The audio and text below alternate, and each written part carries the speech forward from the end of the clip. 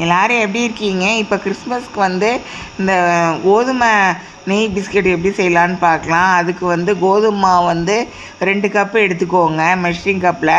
அதுக்கப்புறம் வந்து அரை கப்பு மெஷரிங் கப்பில் வந்து பொடிச்சு வச்ச சீனியை போட்டுக்கோங்க. நல்லா தூள் பண்ண சீனியை 1 ஸ்பூன் உப்பு போட்டுக்கோங்க. நல்லா கலந்துட்டு அதுக்கப்புறம் வந்து ஒரே ஒரு அரை கப்பு வந்து பால் எடுத்து ஊற்றிக்கோங்க. அதுக்கப்புறம் வந்து பட்டர் வந்து நெய்யாக மாற்றி பட்டரை உருக்கிட்டு அதை வந்து எடுத்து 1 கப் எடுத்து ஊற்றிடுங்க. நிறையா பட்டர் போட்டிங்கன்னா நல்லா டேஸ்ட்டாக இருக்கும். அதுக்கு மொறுன்னு நல்லாயிருக்கும். அது கூட வந்து நட்ஸு இந்த முந்திரி பருப்பு பிஸ்தா பருப்பு அந்த மாதிரிலாம் போட்டிங்கன்னா அதுவும் இன்னும் கொஞ்சம் டேஸ்ட்டாக இருக்கும். அதெல்லாம் கொஞ்சம் போட்டு எல்லாம் கலந்துட்டு அதுக்கப்புறம் இந்த மாதிரி வந்து நல்லா வந்து சப்பாத்தி மாவு பதம் நல்லா பிணைஞ்சிட்டு அதுக்கப்புறம் வந்து அதை வந்து நல்லா சப்பாத்தி மாதிரி இழுத்துட்டு அதில் அந்த அச்சை வச்சு வட்டமாக இது பண்ணிக்கோங்க.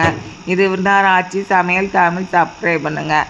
இதை வந்து எடுத்து பிஸ்கெட் ட்ரேயில் வச்சுட்டு அதுக்கப்புறம் அதில் வந்து பட்டர் பேப்பரை விரித்து அதில் நெய்யை தடவி அந்த பிஸ்கட்டெல்லாம் அதில் வச்சுருங்க.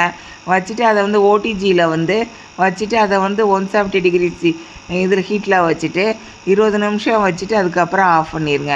அதுக்கப்புறம் குழந்தைங்களுக்கு கொடுங்க. பெரியவங்க உடம்பு நல்லா இருந்தால் சாப்பிடுங்க. நன்றி.